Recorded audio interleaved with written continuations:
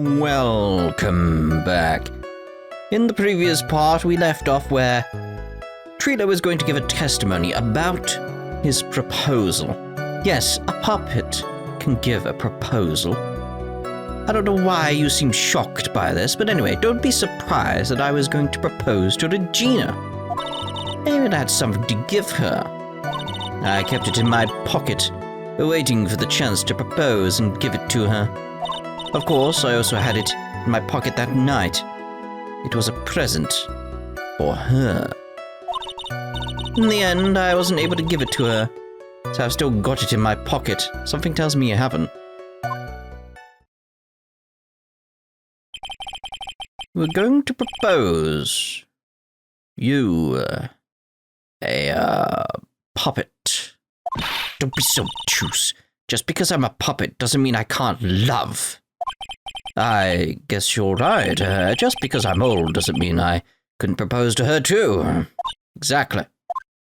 His honor is looking a little less than honorable right now. Okay, Mr. Wright, please continue with your cross-examination. What's with that sigh at the end? About the proposal. Okay, so don't be so surprised that I was going to propose to Regina. That, I've got nothing I really want to say on that. I even had something to give to her. See, this is now, I want to press on this because it's like, it's the ring. We know that much, but you still think you got it, so... What was it exactly that you planned on giving her? You know exactly what I was going to give her, numbskull. Then tell us that. The only thing I could find that could match Regina's beauty. Answer his question, what was it? You're gonna die when you hear this. It's an engagement ring. Engagement ring? Wow, those two nearly fell out of their chairs. Mr. Phoenix Wright's joke has gone too far. Time for this to end right here. Franziska's whip looks like it's about to lash out at almost anything. One hit from that thing will probably shut someone up for a long time. Pain does equal bad, but I'm gonna push on anyway. It may be something of a joke, but this is a historic moment. The first time that a puppet has ever proposed— Ow! I advise you to cut this argument short. I'm going to have to agree with the defense here. Will the witness please revise their testimony?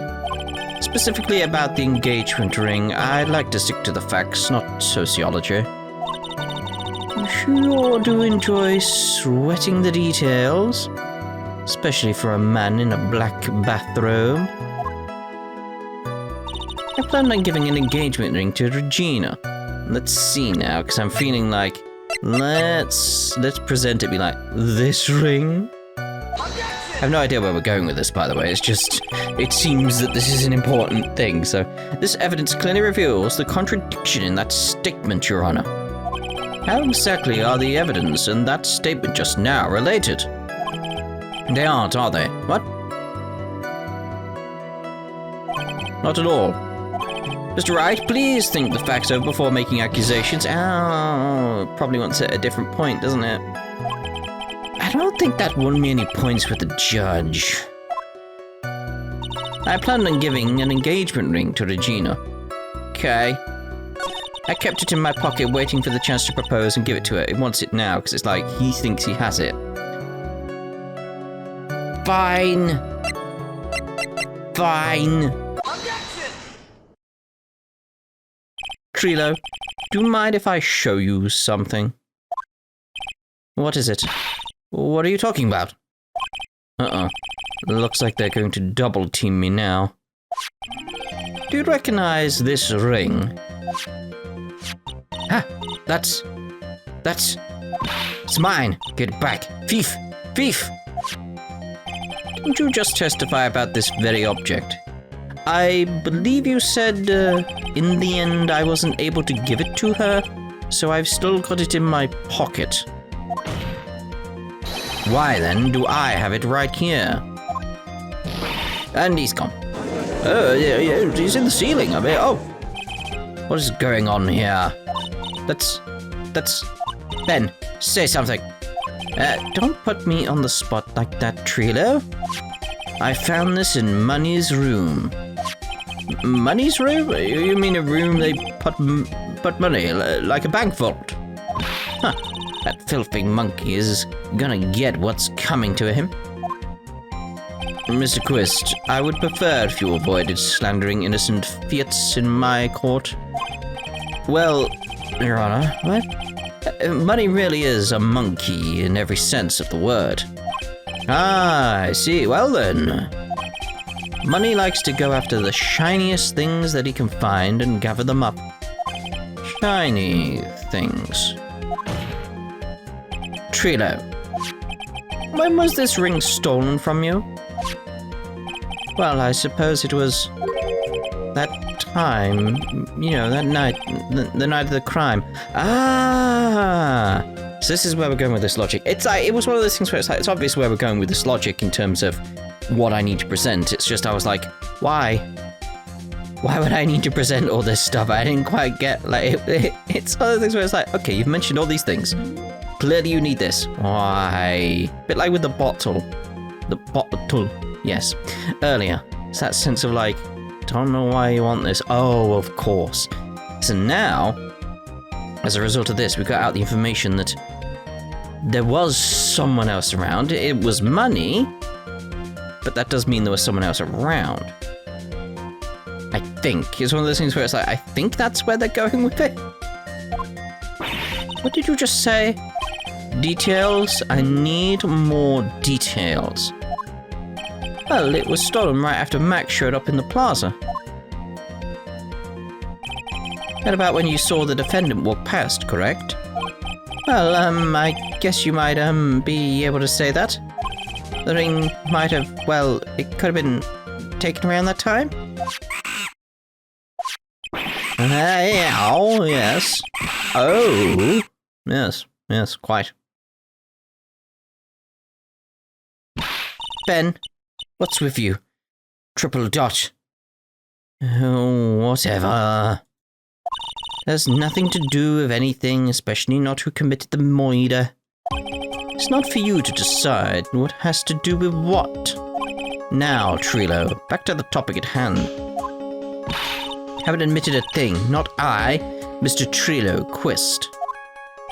What did you do when the ring was taken, Trilo? You know exactly what I did. Chased after that ring-snatching monkey Money. You weren't able to catch up with him, were you? It's all this slow, loafy fool called Ben's fault. While he was fumbling his way through the snow, that dumb monkey was able to get away. This is indeed an incredible shame. Well, this does indeed prove one very important point. Prove an important point? What point could that possibly be? Ben doesn't exercise enough. Ben's testimony has a flaw. There's a huge contradiction in this witness's testimony.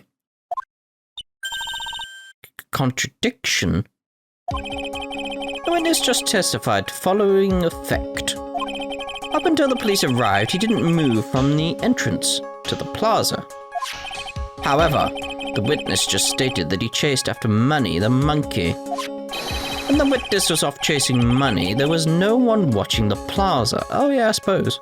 There is that as well. Alright. What is the meaning of this, Mr. Phoenix Wright? What are you going with this little theory of yours? I'm saying that there is no possible way that this witness saw the plaza the entire time. That's where I'm going with this little theory. Which leads me to my next point. It is entirely possible that someone other than the defendant was at the scene. Oh, well, I mean, it's entirely possible. Interesting, Mr. Wright.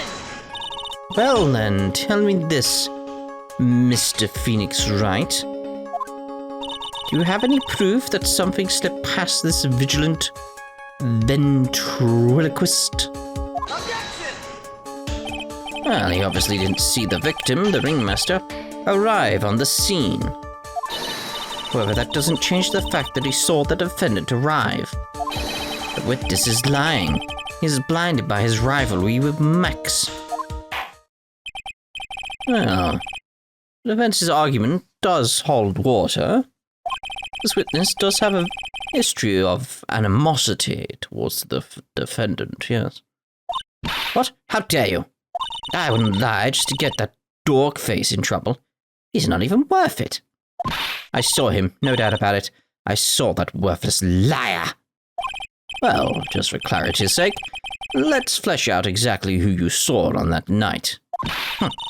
I've told you so many times, you'd think you know my story's not changing.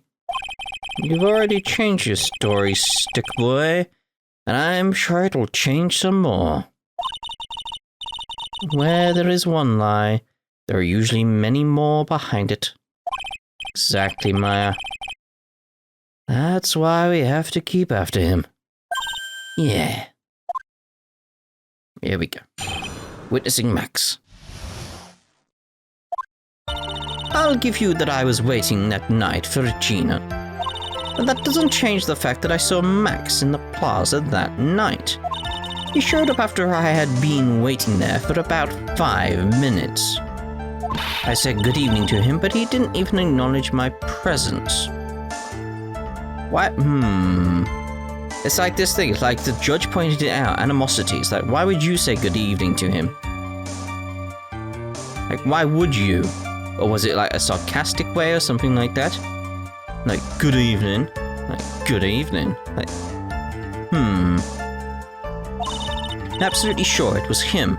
I saw Maximilian Galactica at the scene. There's no way I could mistake someone wearing those 3 ridiculous symbols. Thing is, it's like, I don't think he'd be like good evening, or even sarcastically good evening, to someone he just had an argument with that involved a broken bottle. So, I mean, it wasn't broken at the time, but still, That means that money didn't show up until after you saw Max. That's right. Money ran up less than a minute after I saw Max. Then Money snatched the ring, and you went chasing after him.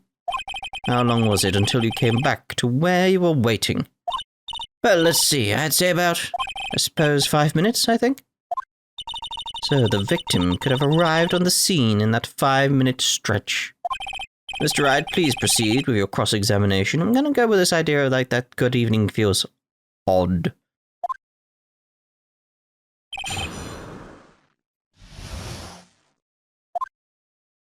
I'll give you that I was waiting that night for Regina. But that doesn't change the fact that I saw Max in the plaza that night. He showed up after I had been waiting there for about 5 minutes. I said good evening to him, but he didn't even acknowledge my presence. Why would you say good evening? So, you testified that you said good evening to Max that night. You must be enjoying asking incredibly obvious questions. You say good morning in the morning, and good afternoon during the day, right? Well, you say during the afternoon, but you know. And it's obvious that I'd say good night to someone at night. You said good evening a minute ago, didn't you? What, Ben? You got something to add? Let me guess. That's not it, Trilo. You said good evening at night. I'm sorry, Trilo. Mr. Quist, I would prefer if you kept your ventriloquist's act outside of the courtroom. Impossible. The performer lives and breathes his performance. You should know better. There's got to be something wrong with this bit of testimony. Yeah, Trilo's evening greeting. Is that a bit strange to you? What do you mean? Well, if you hate Max so much, why would you bother being nice to him? It strikes me as somewhat strange. Why would it strike you as strange? Exactly. How's it strange to be cordial to one of your co-workers? Well, if it was simply just being cordial to a co-worker, I would understand. Wow, that hurt. Maybe you should think of having some proof before your lips start flapping next time. Proof is everything in this world. You should have learned that back in grade school. There's no reason that Trilo would ever say something nice to Max. How do I go about proving that with the evidence? We've still got the bottle, haven't we? Yeah. Bluffing is everything in this world. But I'm sure you already had that one. Guess I can give it a shot. The witness will resume his testimony. I'm absolutely sure it was him. I saw Maximilian Galactica at the scene. There's no way I could mistake someone wearing those 3 ridiculous symbols. It's gonna be that silk hat nonsense again. There has to be a hole in his testimony somewhere. I agree, but do we have the proof to make something stick? All we can do is try, right, Nick? Gotta have something that will prove useful. Alright, time to go to work. Alright, so let's get back to that statement then. Good evening, that's the one. So, let's present the bottle. Trilo, is it not true that you had a fight with Max on the day of the murder? A fight? A fight over Regina, to be exact. It wasn't that big of a deal. It was just an argument, a disagreement at most. A disagreement usually doesn't end with someone getting clonked over the head. Alright then. That morning, Ben got clobbered over the head by Max, didn't he? What? Is that an admission of assault and battery? Now, before we handle that, we should wrap up the defendant's murder charge first. The truth is that on the day of the crime, the defendant and witness had a huge fight. There's absolutely no way they would have suddenly become cordial that evening. Moreover, just consider the personality of the witness on the stand. There is no way a puppet this lewd would just up and say good evening to his rival. Good. Are you saying this witness is lying? Well, yeah. That he is trying to frame the defendant by claiming to have seen him at this crime scene? I didn't tell a single lie, honestly, I just... That's enough from you, Mr. Quist. Mr. Wright. Yes, Your Honor. Let's clarify this testimony for the court. Could you explain your theory about who the witness actually saw that night?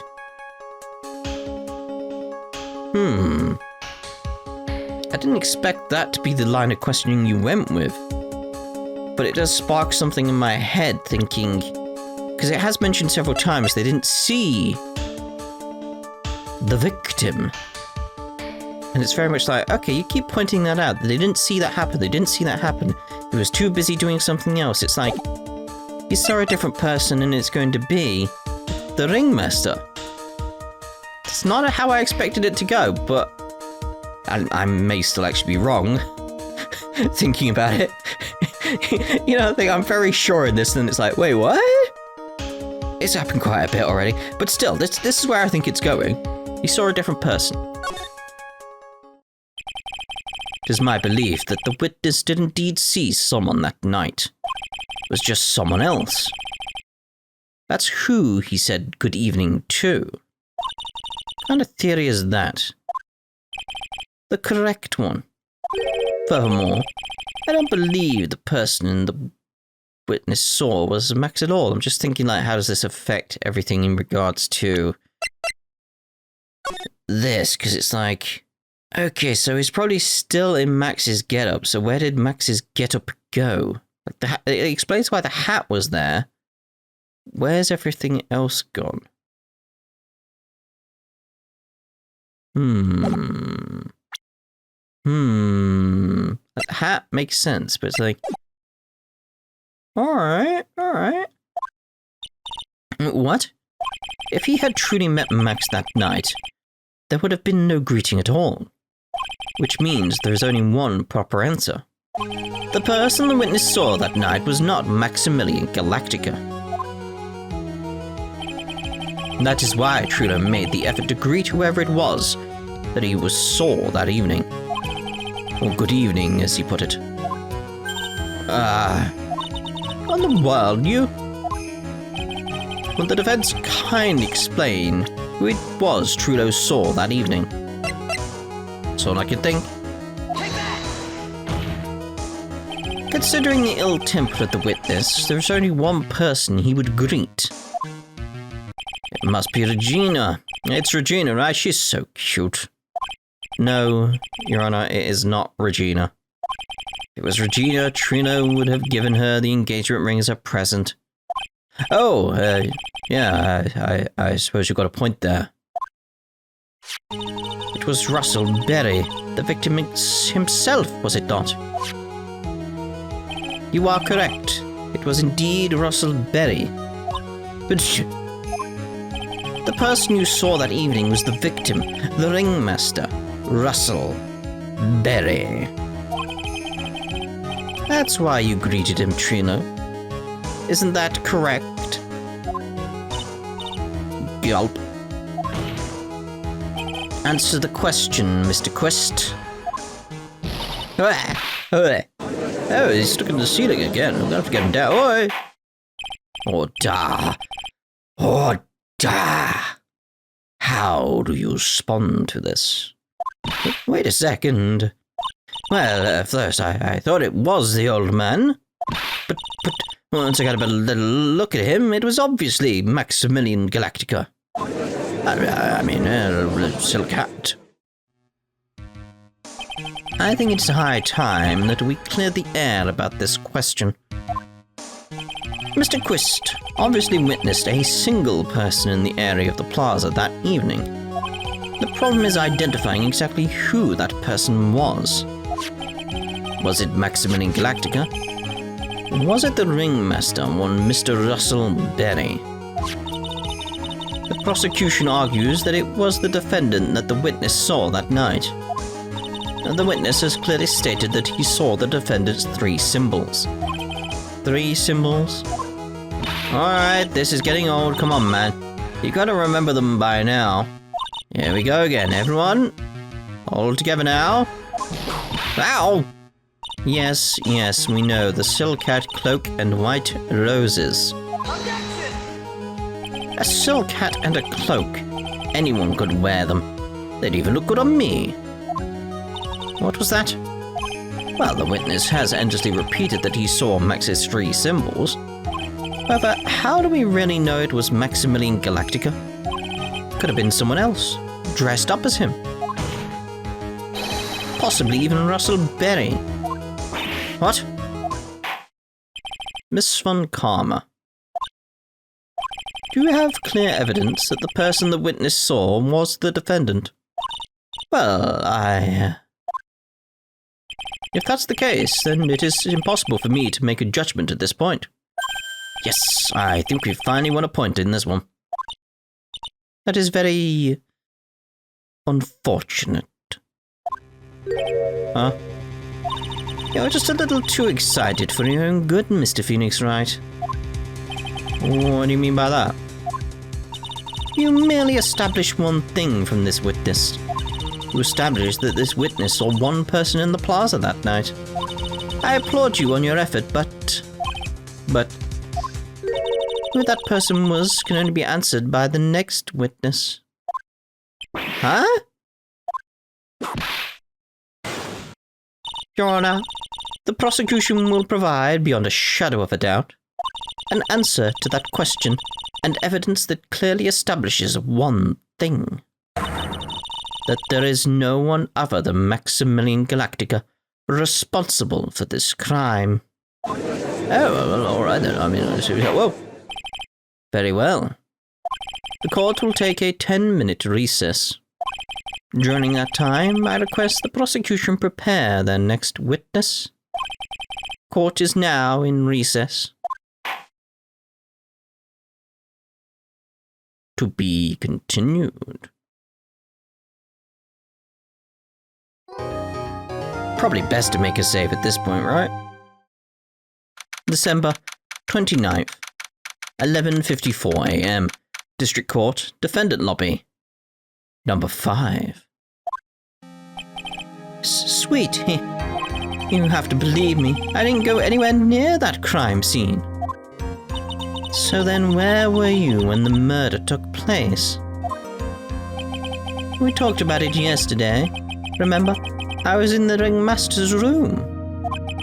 And while you were there, it was the ringmaster who left the room, right? Exactly. He told me to wait in the room because he would be right back. That's when the ringmaster headed to the scene of the crime. Right? That's what it seems like.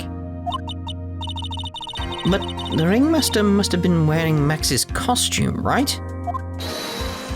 Oh, sweetie, I just remembered. I went straight to the ringmaster's room still dressed in my stage clothes. But when I got there, I went ahead and took the costume off. Which means... It means that the ringmaster could have taken his costume and went out looking like Max. Fabulous! That's a fabulously possible possibility. Well done, Nick. However, sweetie, why would the ringmaster want to dress up like me? Isn't that a bit strange? Probably wore it for extra padding because it was cold outside. It had been snowing, as everyone keeps mentioning. If you think about it, all they found at the crime scene was my silk hat. Yes, where did the rest go? That is the question. What about my cloak? Where did that go? Double, Wow, Max. I never thought of that. You should be a detective or something. Well, I was never quite sure what to be when I grew up. Magician or president? You have no idea how hard it was to make a decision. That's really cool. Fabulous. This mystery just keeps getting deeper.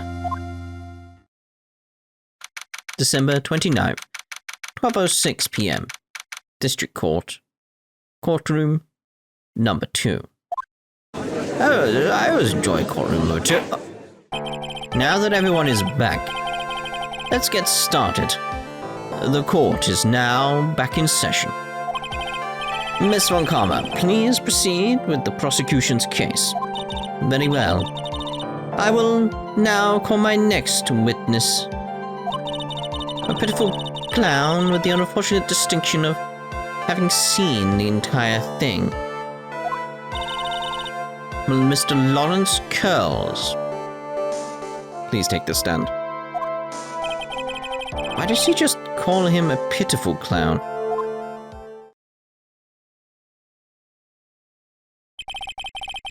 The witness will state his name and occupation for the court record.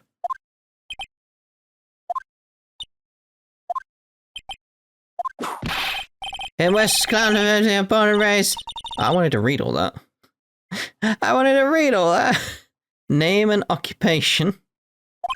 Will the witness please inform the court why is he speaking autobiographical gibberish? Oh, I'm sorry. I'm just not used to being in court. I've never been in a courtroom in my life. I wasn't quite sure what joke is best suited to this sort of occasion. What in the world are you talking about? You're in a grand hall of justice, not some comedy club. Since it's easy to see your occupation, please state your name for the court. Oh, yeah, maybe this joke is okay. Mom, do I have to wear pants? The sign only says no shirt, no shoes, no service. Oh, God. Thank you, courtroom doesn't even rumble. Okay, how about this? Have you met my pathologist, Dr. Seymour Butts? How was that one? But a couple of clowns who... I want the Fresh Prince of Bel-Air stuff, please. Your name. Lawrence Curls, professional funny man, also known as Mo the Clown. You witnessed the scene at around 10:15 p.m. the day of the murder. Correct? Yes. Yes, it is. Very well, Mr. Curls. Will you please testify to what you saw that evening?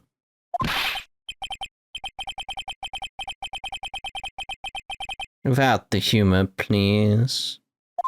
Okay. Oh, poor Mo can't be his normal stoogey self in court. Good. What you witnessed. I know, I'm not the greatest comedian in the world. Haven't been able to make people laugh for 10 years. No matter what I say, all I get in return is a vacant stare and polite applause. Since no one ever laughs at my jokes, I have taken to laughing at them myself. It's a bad habit, but hey, at least I'm trying. Imagine my predicament. I'm a clown who can't make people laugh. I'm almost useless. But I keep trying. Even tried to come up with jokes just for today. But this atmosphere is very nerve-wracking. Decided to try making everyone laugh. Seriously, everyone. What do you think of me? How am I doing? Well, for a start, how is that what you witnessed? What?